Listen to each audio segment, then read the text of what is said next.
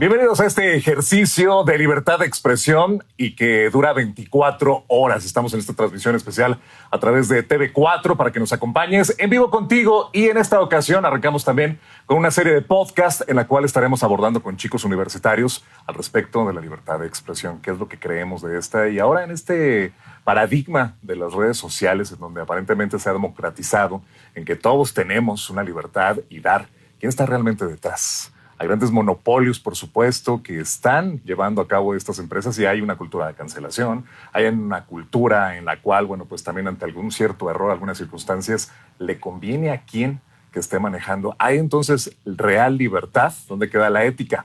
Vamos a estar hablando aquí con chicos universitarios en este ejercicio 24 horas, y ahora en este en particular se tenía que decir con chicos de la Universidad Autónoma de México. Ellos son de la UNAM. Agradezco a todos y cada uno de ellos que se encuentran acá con nosotros. Jimena Aguilera, gracias por estar acá con nosotros. Gracias. Carla Sánchez, también de igual manera. Sara Pérez, Gracias. Bienvenida. Y Edgar Puga. ¿Qué tal? Muchas gracias. A ustedes, gracias por estar acá esta madrugada con nosotros para estar platicando respecto a la libertad de expresión. De arranque, este concepto de libertad de expresión aparentemente, bueno, pues suena muy libre, en la redundancia dentro de ello, para poder decir cada quien lo que quiere como quiere. Y esto realmente será así. Vamos a ver qué entendemos, si les parece, por libertad de expresión en este sentido. Así que me gustaría que por acá nos ayudaras. ¿Qué se entiende por libertad de expresión desde ahí este concepto? Sí, claro, creo que principalmente empezamos por el hecho de que es un derecho humano, ¿no? Entonces vamos entendiendo la libertad de expresión como esta capacidad que tenemos de investigar, de acceder a información, de buscar ciertos datos, y al mismo tiempo poder pues expresarla, ¿no? Poder dar nuestra opinión sobre ciertas cosas, sobre ciertos hechos o temas de interés. Entonces creo que principalmente sería eso, y verlo como un derecho humano básico. ¿Alguien más quisiera complementar esto?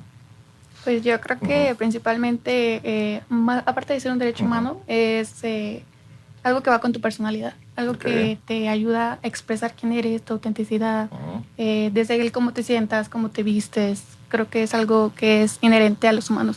Ahora en las redes sociales la autenticidad se premia.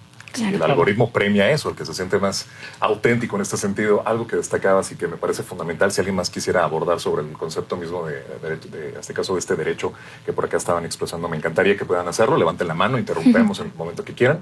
Pero es fundamental y me parece algo, y sobre la validez, sobre aquello que se dice, y postulaban esto. Pueden decir cada quien expresar lo que quiera. Muy bien. ¿Cualquier de estas expresiones es válida? Sí, no, definitivamente creo que no. O sea, al final del día creo que al ser un derecho también es una obligación.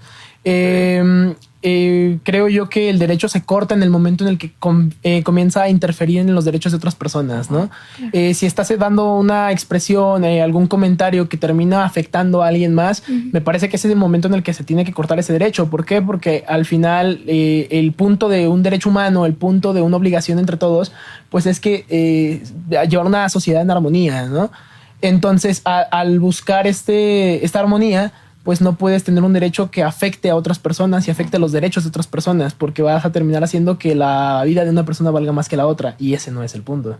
¿Qué es lo que pudiéramos entender entonces bajo esta premisa de libertad de expresión en lo que son los medios tradicionales, otrora que eran estos grandes monopolios que se pensaba que era lo único que te decían, y dentro de estas teorías de la comunicación, la aguja hipodérmica, todo lo que te dicen es todo lo que te inyectan y todo lo que viene, ¿no? Esto es la base de cualquiera estudiando comunicación bajo esa premisa. Pero por otro lado se abre ahora para que las redes sociales todos tengan voz, todos tengan expresión, y caen precisamente en este cuento en el que de pronto, si algo no está políticamente correcto y demás, se ejerce una cancelación, se ejerce de pronto un señalamiento.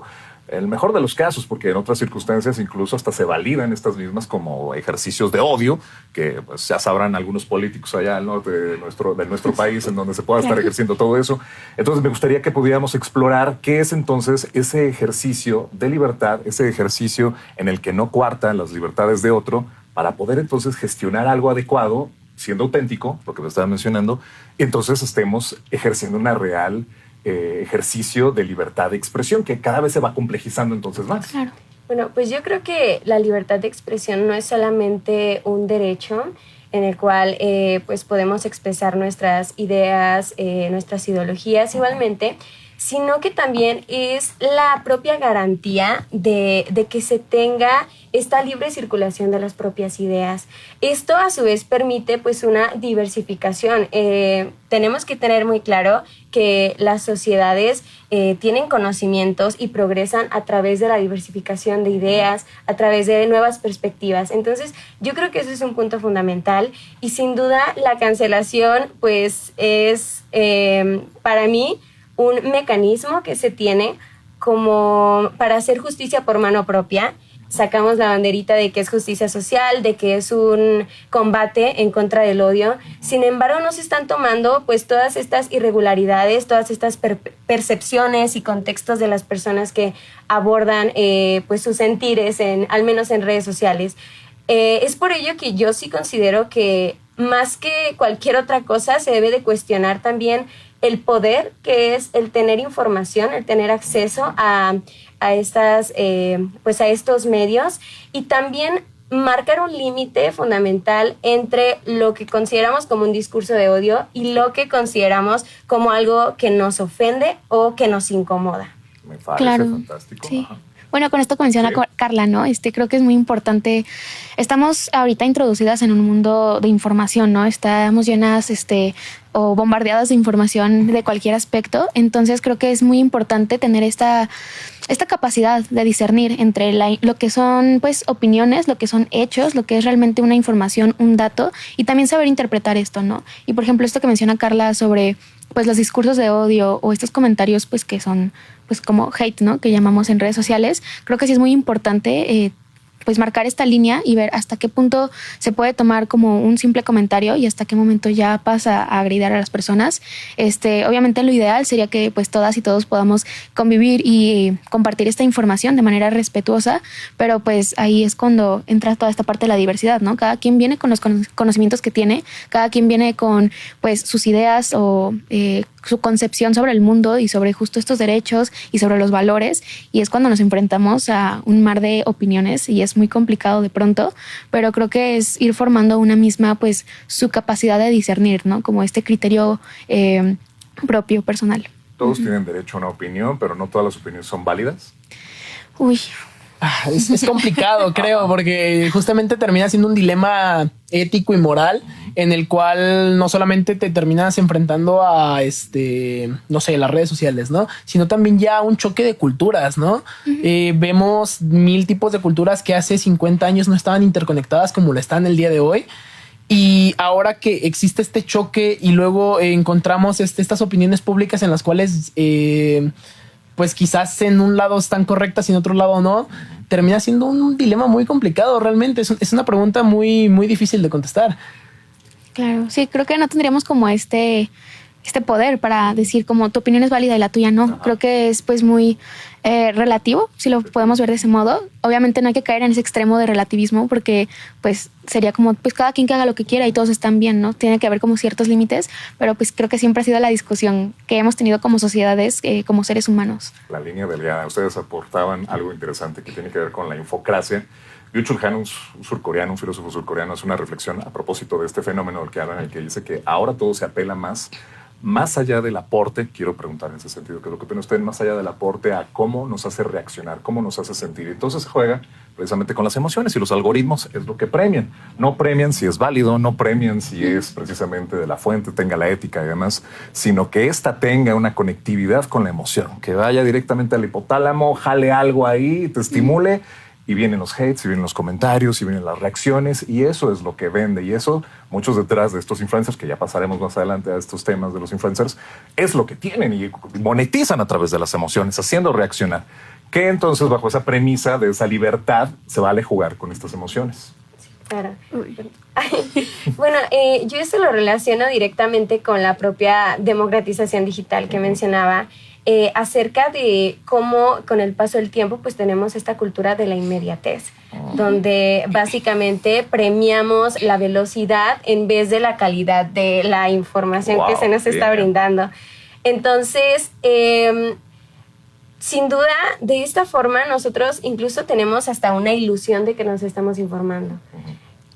cuando solamente estamos leyendo un post de Instagram y estamos leyendo pues comentarios detonadores o una frase, y es todo lo que nosotros podemos observar y ya por eso sentimos que estamos al día.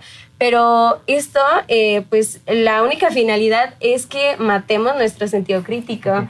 Y es que es así, ya nosotros no nos permitimos cuestionarnos qué es lo que estamos viendo en redes sociales. De forma automática aceptamos y validamos esta información como si fuera la verdad absoluta. Y es aquí donde entran los algoritmos que menciona, donde básicamente debemos de considerar que los algoritmos pues son básicamente los que tienen el poder de permitirnos qué información podemos estar observando. Entonces, eso genera un sesgo muy importante en nosotros, en nuestra perspectiva, en nuestra visión de la realidad, porque pues solamente estamos observando lo que otros quieren que nosotros veamos, porque en este caso se premia la viralidad y se sanciona el silencio, las noticias que no son relevantes. Sí, que, a ver, fantástico lo que están diciendo. Si alguien quiere aportar al respecto sería también increíble, pero esto que mencionas sobre la brevedad de los contenidos, en esta parte en la que se está buscando la atención, sabemos que las redes sociales es precisamente eso,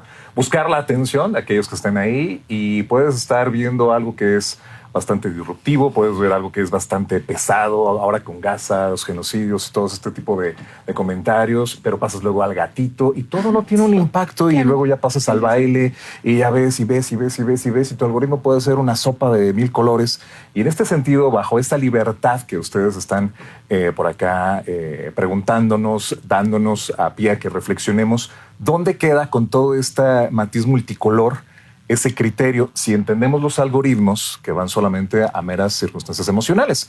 Porque ¿qué es lo que queremos entonces? Es para aprender, es para divertirnos, las redes sociales, ¿para qué están ahí finalmente? Y pasemos al tema en el que los medios de comunicación tradicionales, radio, televisión, prensa y todos estos que de alguna manera se decía ya están desapareciendo, ya están, tienen otras premisas. Desde ahí, ¿qué es lo que ustedes ubican de libertad de expresión que puedan llegar a tener estos medios tradicionales?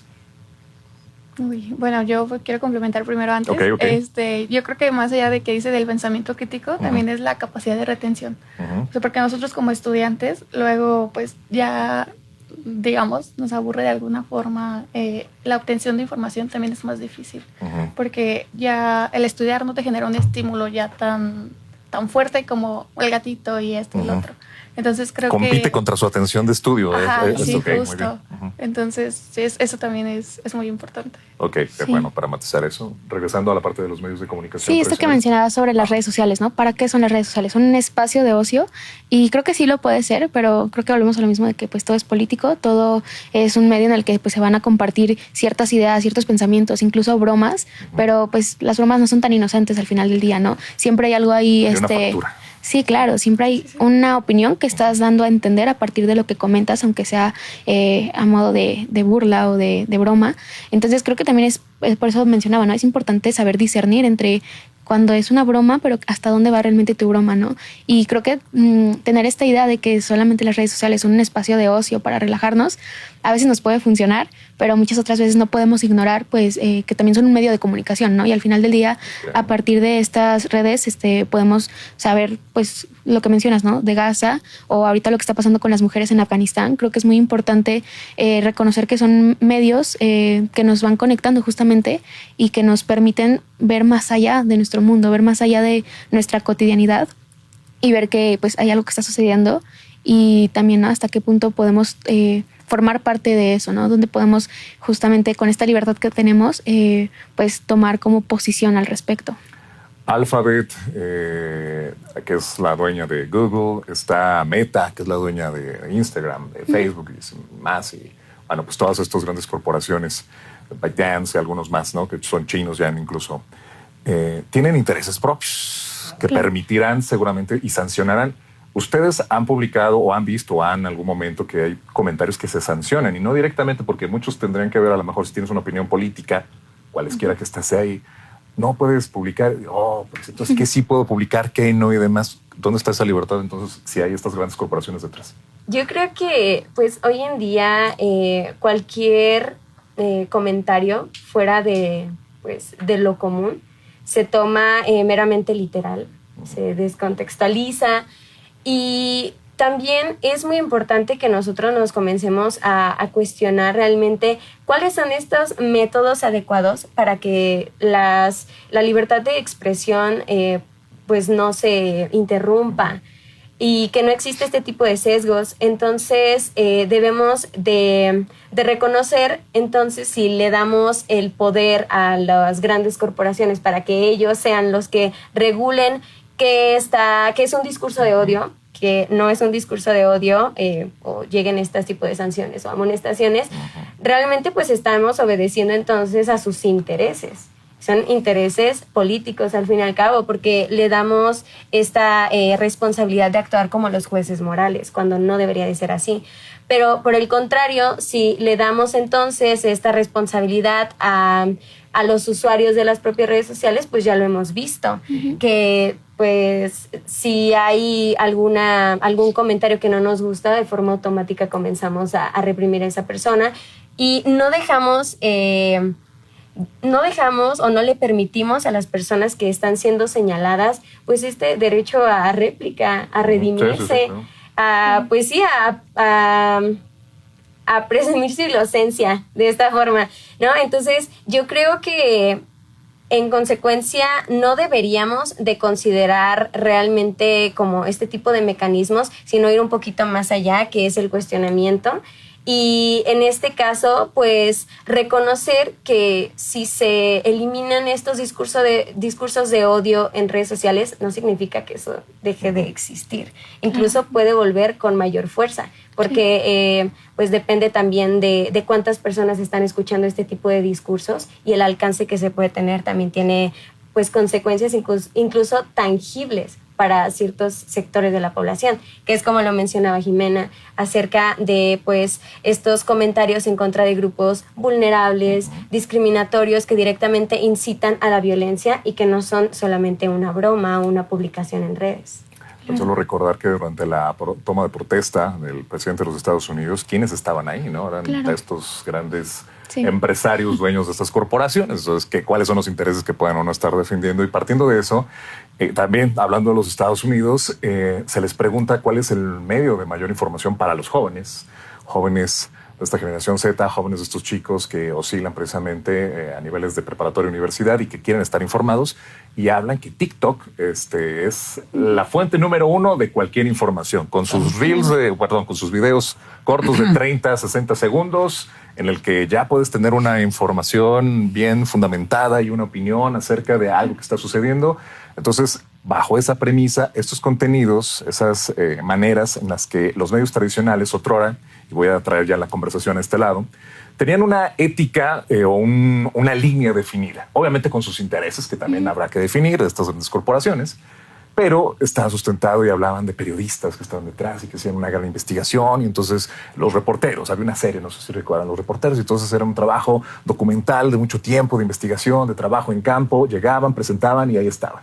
Y ahora desde un lugar con tu teléfono puedes poner ahí y empezar a hablar al respecto de algo que está opinión, empezar a señalar, y puede tener mayor viralidad, mayor validación este otro trabajo que a lo mejor es más desde la emoción, más desde alguien que se encendió en función de esto. ¿Qué opinión tienen ustedes respecto de esa parte en la que es la función de los medios con este tipo de trabajo documentado versus con algo que se puede meramente expresar con la intención emocional? Sí, claro. Bueno, primero hay que destacar que TikTok y varias de estas redes sociales son como la cúspide de lo que es hoy en día la modernidad, ¿no? Tienen la instantaneidad de un video de 60 segundos, tienen el algoritmo, que es algo importantísimo. Si tú likeas una cosa, te va a seguir apareciendo de ello. Por lo tanto, puedes empezar a generar comunidades de temas de conversación que solamente te van a aparecer a ti y a las personas que están interesadas en ello. Por lo tanto, ya tienes contenidos específicos para ti. Si tú apoyas una idea, este contenido y este algoritmo te va a seguir mostrando esa misma idea y te va a encerrar del resto de ideas que existen, ¿no? Entonces, ahora que estamos en este tema de las grandes corporaciones y de todo ello, pues es muy sencillo mantener el control de ello, ¿no? Actualmente, bueno, yo veo como una gran, digamos, veíamos los imperios, ¿no? Primero fueron las monarquías y cómo era la represión de ellos, pues directamente pues el asesinato de miles de personas, ¿no? Posteriormente empezaron a ver las democracias, ¿no?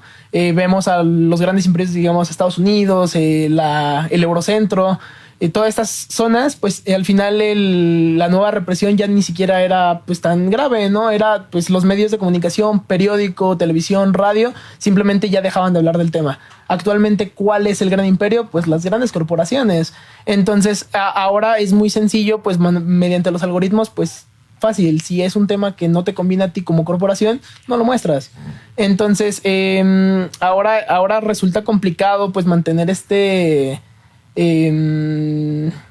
pues sí, ¿qué es lo que prefieres, no? El contenido que era súper producido de televisión, pero que sabías que tenía que pasar por muchos filtros, o este contenido que pasa automáticamente a la viralidad del mundo, pero que precisamente por el hecho de que no pasa por ningún tipo de filtro, puede ser de cualquier tipo de índole, ¿no? Entonces es un dilema también interesante.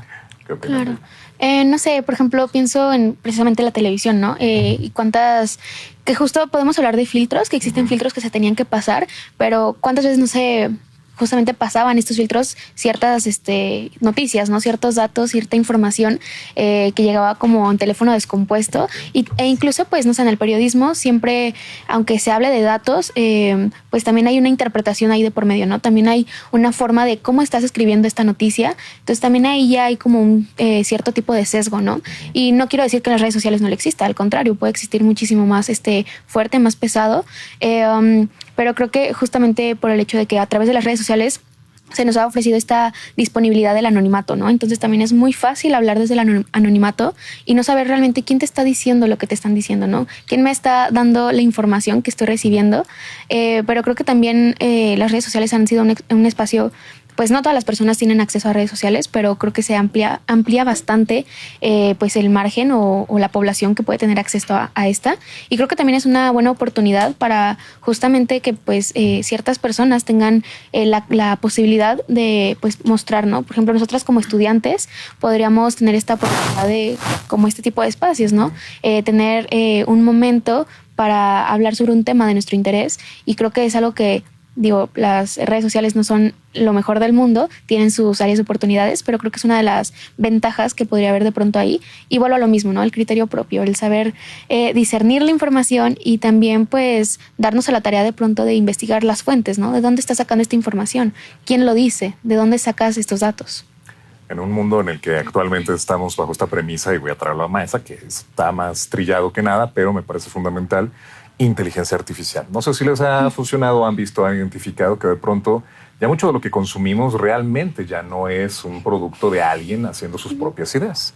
O sea, es un guión que está hecho por alguna de estas inteligencias, que ya son muchas, y que está estructurado y ya está tan repetitivo, y los propios ya no solamente contenidos verbales, sino también muchas de estas cuestiones que tienen que ver con la animación e incluso videos ya generados por totalmente ella. Entonces, gran parte y expertos hablan precisamente de esta basura de Internet, de lo que está haciendo, ya está como tema precisamente. Ante eso, esta libertad de expresión, ¿qué tanto se pierde? ¿Qué tanto está ya difuminado todo lo que se tendría que estar diciendo? Preferimos estar entreteniéndonos con estas videos cortos de la novela de las frutitas, o preferimos, por el otro lado, buscar más, ¿no?, sobre algo que sea un tema de interés para cada uno de ustedes. ¿Quién va? ¿Para dónde se está decantando de a poco este criterio? No lo sé, creo que de pronto sí lo podríamos ir viendo justamente en el aspecto académico. Yo sí he tenido como pues este acercamiento con ciertas personas que, pues más allá de pedirle un resumen a ChatGPT sobre ciertas lecturas que de pronto hacemos para las clases, pues directamente es lo que la inteligencia artificial te está diciendo, y eso la tomas como tu opinión, ¿no? Sí. No está este momento de decir, oye, ¿realmente yo opino eso? Se la compras totalmente, ¿no? A lo que te está diciendo, al resumen que te está dando una inteligencia artificial.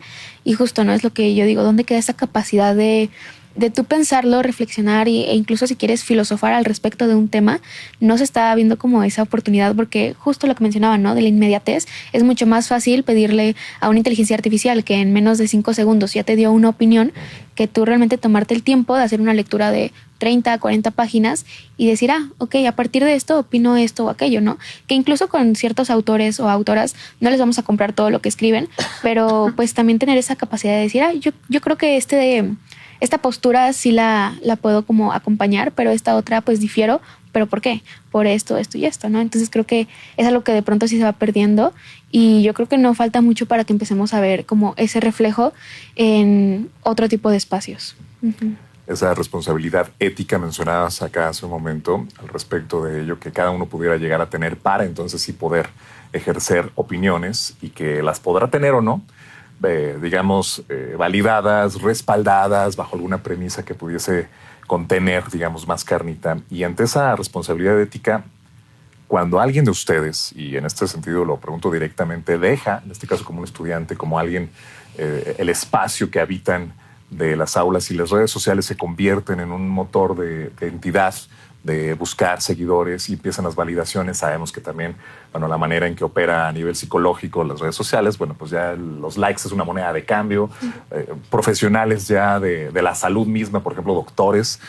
Yo trabajo con muchos de ellos en un programa también por la mañana y muchos dicen, es que si ya no estoy en redes y si no tengo tantos miles de seguidores, ya no vienen a mi consultorio. Entonces, ¿en dónde se está perdiendo, digamos, esa validez en este sentido? Y la pregunta directa con ustedes es, bajo esa libertad de expresión, ¿qué es lo que se convierte cuando ustedes tienen más seguidores, cuando ya tienen validación, en este caso por aquellos que están dando like, y se convierten en algún tipo de influencia? ¿En dónde queda esa parte ética de la que estabas hablando hace rato? Pues yo creo que pues es un problema bastante complejo porque incluso las redes sociales moldean tu posición política. Uh-huh. Y eso lo vimos hace poco con el caso de Mahahual, de cómo muchísimas personas de un momento a otro comenzaron a hablar acerca de las consecuencias de este tipo de proyectos ambientales, la necesidad que nosotros como sociedad tenemos de poder pues hacer esta planificación de los espacios que sea multidisciplinaria, que no solamente se tomen las retribuciones económicas. Lastimosamente, el contenido de estas personas que hablaban acerca de pues esta onda ambientalista está basado en todo lo contrario, en consumismo, en meritocracia, hablando igual de los intereses de extranjeros, Airbnb, o sea, muchos temas en los que basaban su opinión. Y se notó bastante el cómo pues comenzaron a moverse un poquito hacia este tipo de opiniones pues ambientalistas. Entonces ahí vemos claramente el cómo los likes influyen bastante en nuestras opiniones, en cómo nos manejamos con los demás, en nuestras perspectivas, lo que queremos que otros vean de nosotros. Y pues eso sí es bastante complejo, porque al fin y al cabo nosotros también como usuarios de redes sociales incluso pues tenemos esta visión de que tenemos una influencia hacia los demás, de que tenemos pues estas fortalezas para poder incluso hacer esto de las cancelaciones. Nos sentimos también con la superioridad moral de estar opinando de todos los temas y a la vez pues no nos estamos informando y todo lo que estamos promoviendo pues realmente no tiene un sustento. Sí, yo vuelvo a la parte de la autenticidad. O sea, creo que cuando estás en redes hay una parte de ti que se pierde, que te empiezas a preguntar como, bueno, ¿y si esto no le gusta a la gente?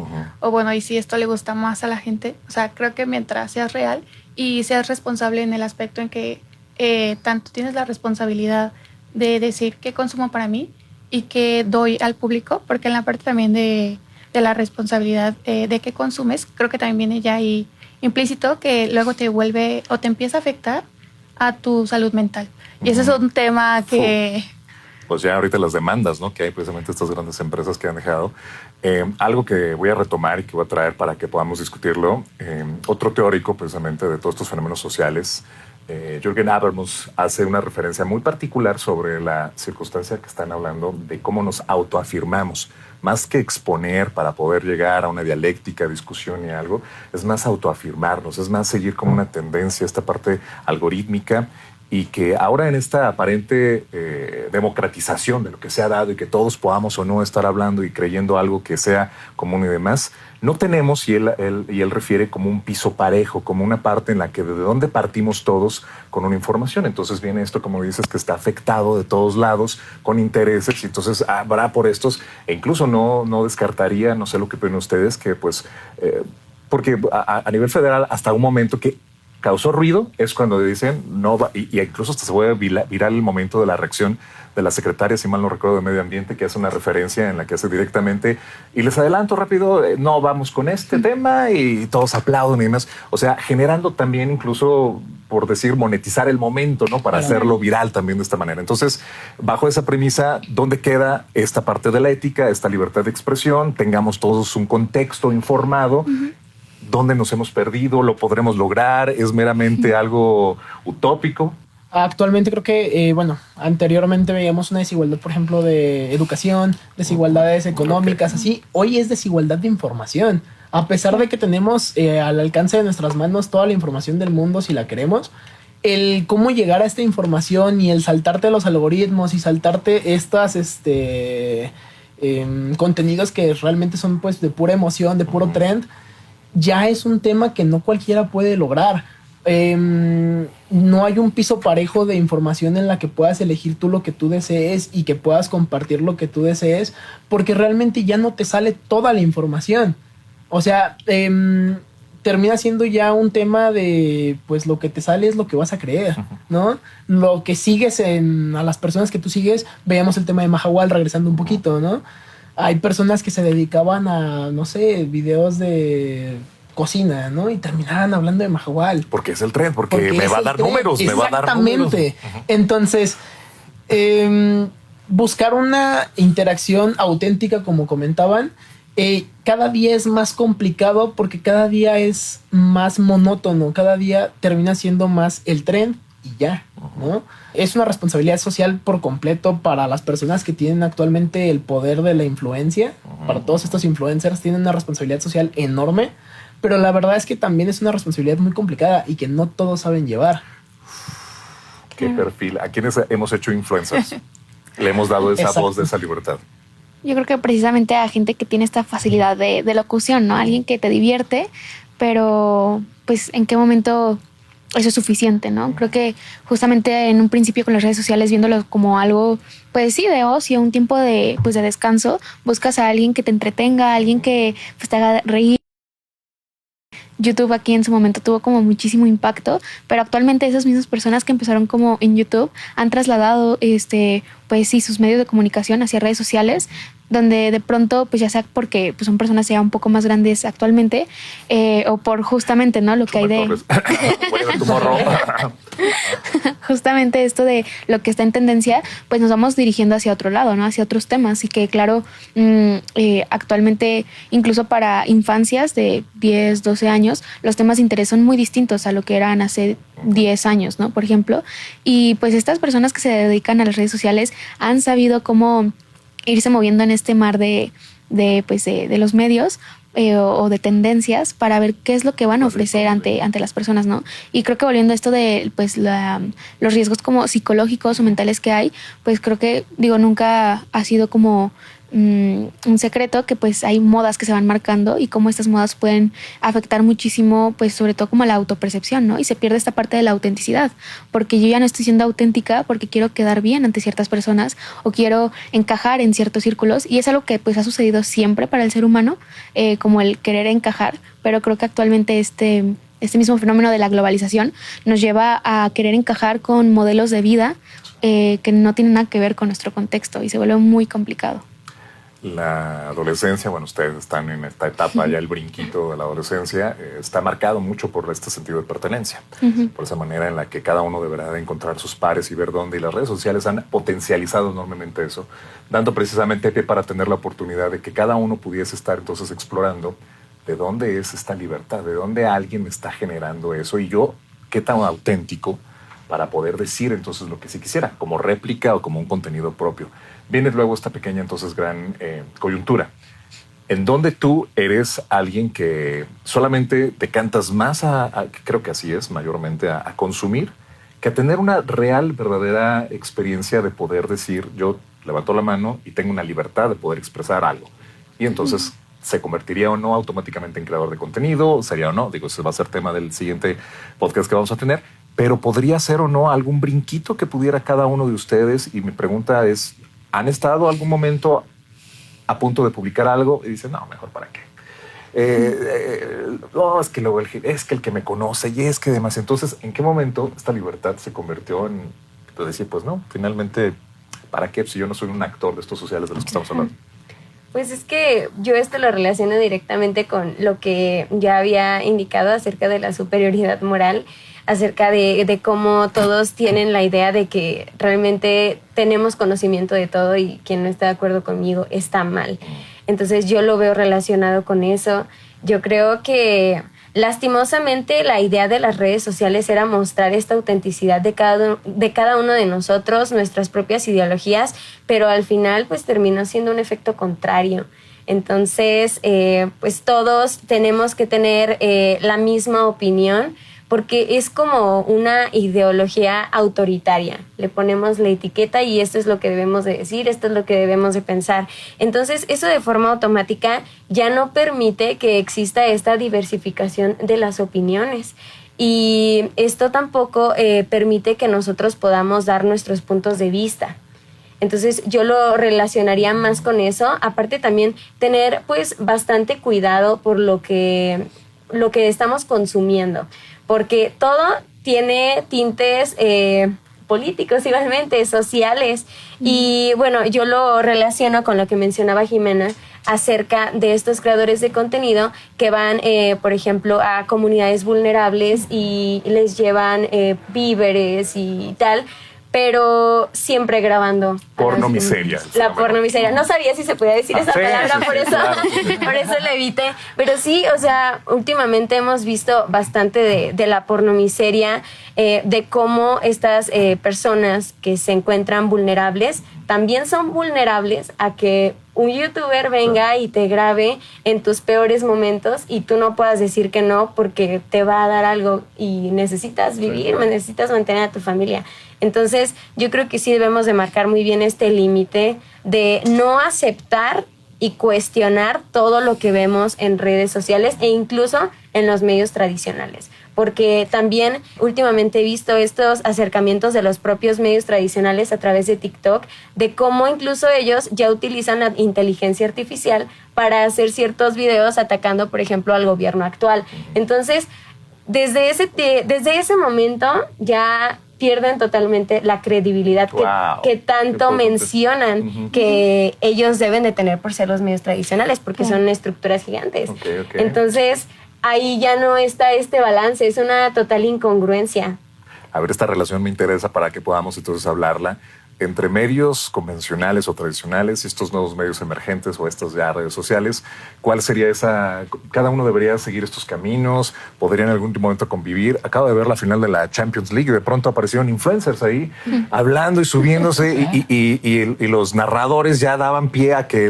¿Por qué? Porque los influencers son de millones y millones de seguidores, cosa que quieren precisamente, y obviamente los tipos no están porque son buenas personas y son caritativos, sino porque están cobrando una lana y van a monetizar justamente la aparición. Ya no monetizan solamente sus redes sociales, ahora monetizan como ser un personaje de celebridad, ¿no? Entonces, que esté apareciendo ahí ya es una marca, ya me da. Entonces, a ver, esto que dices me interesa muchísimo. ¿Qué opinan ustedes al respecto de estas dos? Por un lado, los medios tradicionales, por otro lado, estos influencers o redes emergentes. Yo creo que, yo lo veo como ya que ahora los medios se utilizan, pero como mercados. Okay. O sea, la gente que, para mi punto de vista, que por ejemplo utiliza el radio, ¿no? Digamos, son personas ya mayores, entonces ya te vas por un público diferente. O sea, dices, bueno, si quiero vender esto y mi público final es pues doy por este medio. O sea, justamente, ¿no? Si quiero vender la final de la Champions, ¿a quién le interesa la final de la Champions? ¿De qué público, de qué edad a qué edad? Y por ese medio voy. Yo creo que por ahí se están más bien seccionando. Como anzuelos que dicen, están segmentados, me ayudan más rápido a poder caer. Claro, y aparte, para no perder nuevos mercados, pues es eso lo que estamos viendo, ¿no? Cada vez se terminan añadiendo nuevos personajes a este tipo de medios de comunicación que ya no eran tan recurridos en los últimos años. Otra vez están volviendo a ser recurridos, ¿no? Ya vemos que de repente invitan a Luisito Comunica, que habla de viajes y no le gusta el fútbol, a la final de la Champions, ¿no? Por ejemplo. Entonces, termina siendo cada vez, ya está más delgada la línea entre las redes sociales y otra vez los medios anteriores, porque ya supieron unificar esta nueva manera, porque al final las redes sociales ya también se han transformado en un medio de comunicación y no en un medio de, pues sí, de nada más estar tú con tu círculo social, ¿no? De ser una red social. Exactamente. Retrocedemos a un tema anterior, lo que veíamos, ¿no? Ya hay estudios de cada vez se publican menos fotos y cada vez pues las redes sociales pasaron de ser el lugar donde veías fotos y veías cómo se le estaban pasando a tus amigos al lugar donde ves fotos y ves cómo se le están pasando a gente famosa, ¿no? Entonces, cada vez es más delgada la línea entre los medios tradicionales y los medios actuales. Y creo yo que actualmente ya se busca unificar este tipo de, pues sí, de sistemas distintos. Claro, sí, creo que esta mezcla que va a existir y que está existiendo no la podemos detener del todo. Y como todo, creo que es adaptarnos, ¿no?, a lo que viene. Y justo lo que menciona Puga, ¿no? Es como este aspiracionismo tan presente que ya está. Y volviendo a lo que nos preguntabas, ¿no? Si nos hemos detenido en algún momento para publicar algo, yo creo que sí, y sobre todo cuando son cosas que pueden ser como muy inocentes, ¿no? Una foto, y digo inocentes porque creo que hay personas que pues deciden publicar y lo hacen con mucho orgullo, publicar ciertos comentarios o ciertos posicionamientos que ya están agrediendo a otras personas, ¿no? Entonces que incluso esta afectación de la cultura de la cancelación llegue pues a personas que realmente pues nada más están disfrutando de sus redes sociales para justamente, ¿no?, entablar estos vínculos con personas cercanas, como que nos afecta un poco más por esta idea del aspiracionismo y no estoy cumpliendo con los estereotipos, no estoy cumpliendo con el modelo que debería de seguir, mientras que a personas que justamente, ¿no?, por ser llamados influencers y por tener todo este respaldo de seguidores y de likes, no se detienen a pensarlo, ¿no? No se detienen a pensar si realmente de lo que están hablando puede afectar a alguna otra persona, a algún individuo, y pues deciden como atacar directamente. Sí, exactamente. O sea, es muy curioso porque, por ejemplo, hoy vemos que es más fácil, por ejemplo, publicar discursos de odio. Hay gente a la que no le da vergüenza publicar este tipo de discursos de odio y a mí me da vergüenza subir 5 historias del Cruz Azul campeón, ¿no? Porque digo, no, qué cringe, ¿qué van a pensar de mí? Claro. Y es ahora un choque muy fuerte que prefieres hacer discursos políticos mucho más fuertes a hacer algo que probablemente dé cringe o sea funable por algo mucho más sencillo. Sí. ¿Hasta qué punto está una libertad de expresión si está monetizando, como decíamos, las emociones, la rabia, las frustraciones a base de estas comparaciones, lástima, que incluso también genera para muchos más que compasión? La compasión debería existir directamente y si ustedes creen lo contrario, me gustaría que podamos también discutirlo. Y que entonces al momento de llegar directamente a esta parte de las emociones, juega con este tipo de contenido.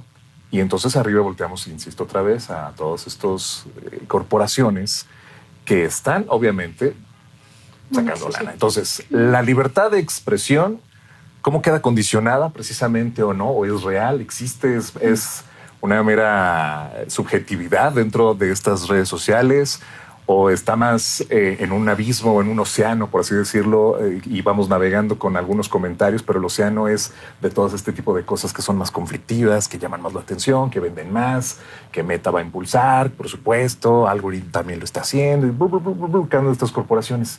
¿Cómo podríamos ir cerrando para ir definiendo precisamente en este océano de tantas de las ideas que están ustedes generando, chicos, pero que realmente pudiéramos entender que yo puedo agarrar mi teléfono y soy tan realmente libre de poder expresar algo para poder generarlo? ¿Bajo qué ética? Bajo todas estas normas que hemos estado platicando.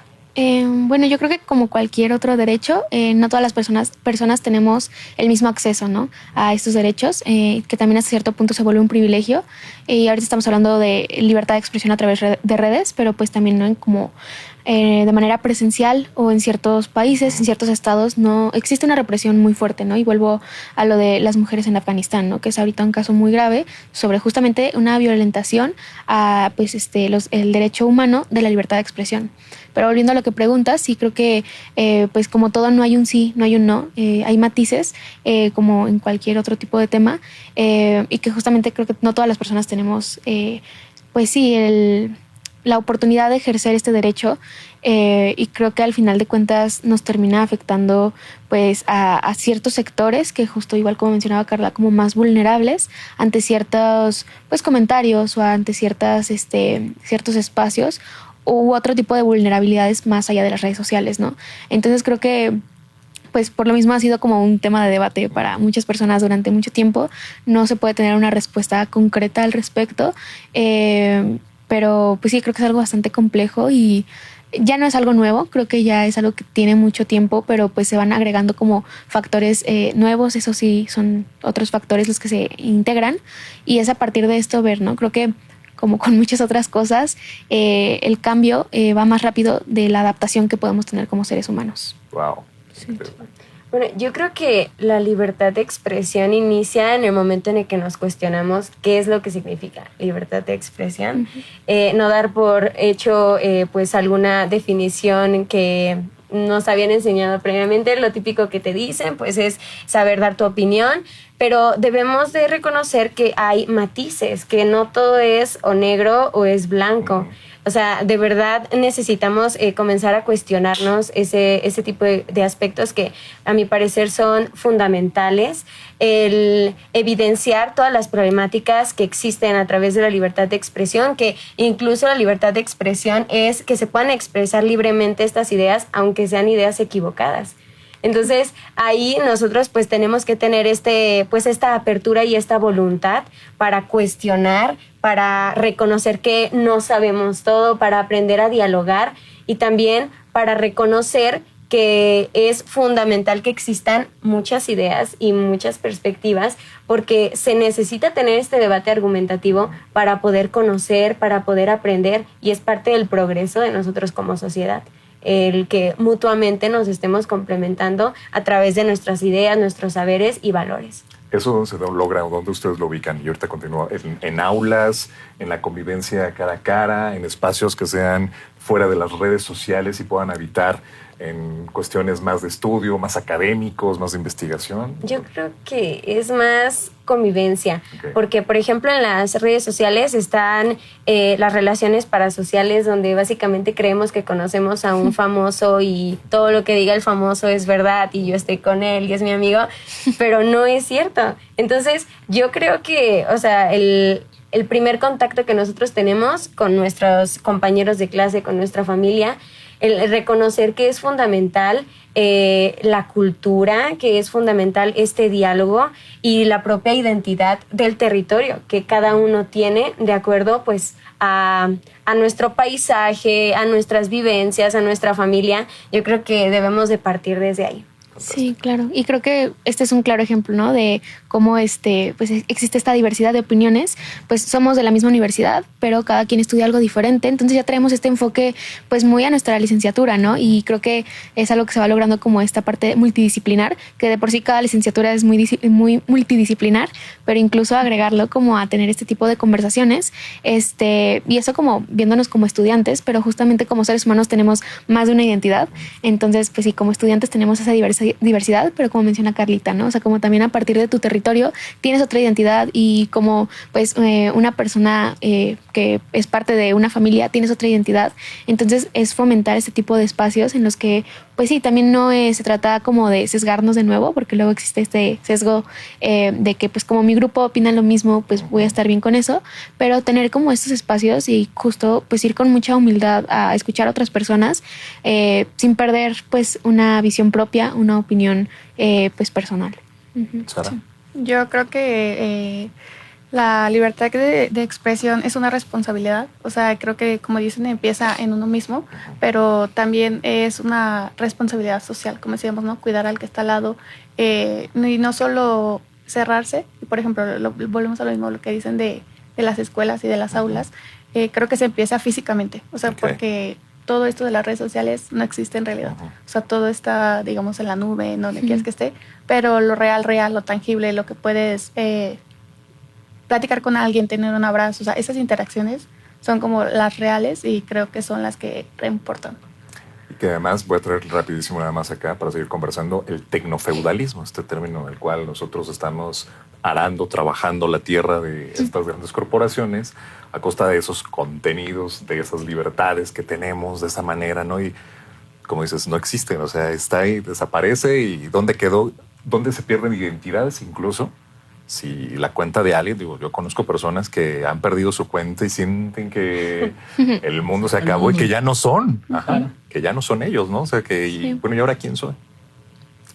Y Edgar, sí, bueno, ya para cerrar el tema de libertad de expresión, siendo pues lo más cortos posibles, ¿no? El derecho humano a poder expresarte y a poder informarte, pero a la vez ahora con todo el tema de nuevas tecnologías, nuevas informaciones, esta nueva manera de informarte de nuevos temas, pues cada vez está más sesgada a lo que terminas tú viendo en contenidos, tanto redes sociales como contenidos que tú ves en personas físicamente, ¿no? Al final, si bien es cierto que es algo que no está en el físico, pues al final sí es algo que termina afectando a las personas en el mundo real, ¿no? Las redes sociales. Entonces, esta libertad de expresión, pues, comienza desde el punto en el que tú decides hablar, informarte, que tú decides escuchar a una persona y tú decides también, pues, compartir una idea, ¿no? Pero que también termina en el momento en el que esta idea que tú estás dando, pues, empieza a afectar a otras personas, que empieza a ser pues poco útil, digamos, en la sociedad, y es complejo, ¿no? Ya cada vez la línea, el limbo de la libertad de expresión es más complejo porque cada vez hay más factores que la alteran, ¿no? Hay más factores que cambian las informaciones que tú tienes, hay más factores que alteran las ideas que uno va adquiriendo a lo largo de su vida, y cada día vemos, si bien un mundo más intercomunicado y más globalizado, también vemos cada día un mundo que cada vez está más separado en ciertos grupos sociales, ¿no? Por el tema de los algoritmos, por el tema de las redes sociales, por lo que uno desee, ¿no? Discursos de odio. Entonces, es algo que se tiene que estar trabajando, no solamente en lugares de escuela, sino realmente en un tema cultural, un tema social a nivel humano, a nivel mundial. Y pues sí, es algo que aún está en proceso, digamos, es algo que está cambiando, y sí, eso es realidad. Qué fantásticas ideas. Todos y cada uno, y quien curó esta mesa, felicidades, no sé quién haya sido, pero son con unos perfiles, y quiero pensar que estas son justamente estas juventudes, estos chicos que ahora están asumiendo estos roles de poder levantar la mano, hablar y expresar, como este tema de esta ocasión por acá nos trae. Gracias, Jimena Aguilera, por estar acá con nosotros. Gracias por habernos acompañado. ¿Nos dices de qué carrera? Desarrollo y Gestión Interculturales. ¿De qué trata rapidísimo está? Oye, es una licenciatura muy, muy amplia, pero justo es pues multidisciplinar. Es muy del área de Ciencias Sociales y de Humanidades. Entonces, básicamente, bueno, mira, como para tratar de resumirlo, nuestras 3 áreas de preespecialización son mediación, patrimonio y tecnología, ciencia y tecnología. Entonces, justamente vamos como por diferentes rubros de la sociedad, pero básicamente es pues este estudio sobre la cultura y de un modo intercultural de verla, ¿no? Cómo convivir con otras sociedades, más allá de reconocerlas, cómo convivo con la otra persona, y justamente pues a partir de ahí llevar como darle vida a planificaciones o a actividades grupales, ¿no? Actividades sociales, y fortalecer como este aspecto comunitario. Bien, Jimena, muy bien. Carla Sánchez, muchas gracias. Sí, ¿Y qué carrera? Gracias. Yo de desarrollo territorial. Ok. Y bueno, pues básicamente desarrollo territorial es igualmente compleja y multidisciplinaria, pero básicamente aquí partimos desde el concepto de desarrollo hacia un bien común, no solamente crecimiento económico, que es lo que normalmente se nos habla. Básicamente aquí hacemos teorías, aquí planificamos y analizamos todas las dimensiones del territorio, ya sea política, económica, social, cultural e incluso ambiental, para de esta forma poder intervenir en nuestros territorios, obviamente pues respetando los recursos endógenos, la propia identidad territorial de las personas. El maestro sobre acá dice, ya pasaron 10. Si esta evaluación ya llevan 10. Sara Pérez, muchas gracias. ¿Y a qué carrera perteneces? Un placer. Administración agropecuaria. Es básicamente la profesionalización del campo, agregar valor a todos estos sistemas que aún están medio rezagados de alguna parte. Pues tiene igual muchas áreas, economía, administración, finanzas, pero básicamente es dejar que el campo sea un negocio para convertirse en una empresa. Fantástico. Y finalmente, Edgar Puga. Muchas gracias por la invitación. Bueno, yo soy de economía industrial. Rápidamente, pues básicamente es una empresa, una carrera multidisciplinaria, igual que las que hemos visto anteriormente. Se divide en 4, que es la parte de economía, la parte de comercio internacional, finanzas y finalmente lo industrial, ¿no? ¿Qué es lo que se busca? Pues muy sencillo, encontrar el enlace justamente entre estas empresas, instituciones grandes, junto con el tema macroeconómico, microeconómico del país, del mundo entero, básicamente. No solamente en cuanto al dinero, sino pues también en cuanto a la responsabilidad social que tienen estas con el mundo, ¿no? Vemos que pues prácticamente sin finanzas pues no, el mundo se cae, ¿no? Lo hemos visto en estas crisis económicas, por lo tanto pues busca justamente eso, ¿no? A encontrar el balance entre todo lo económico, entre la rentabilidad de una empresa o la rentabilidad de cualquier cosa, junto con pues el balance social y el balance que se tiene en todo el mundo. Pues interesante, muy complementario. Todos y cada uno de los que estuvieron aquí presentes, de verdad, fantástico. Agradezco, por supuesto, acá sus charlas y lo que hayan compartido con nosotros. Nosotros de esta manera estamos llegando ya al término, precisamente, de que fue Se Tenía que Decir con los chicos de la UNAM. Enhorabuena y gracias por estar acá con nosotros, chicos. Muchas gracias. Y nosotros de esta manera estamos cerrando uno de estos episodios para que tengas la oportunidad de seguir en este panorama, jornada de 24 horas en vivo contigo. Nosotros nos estamos escuchando prontito.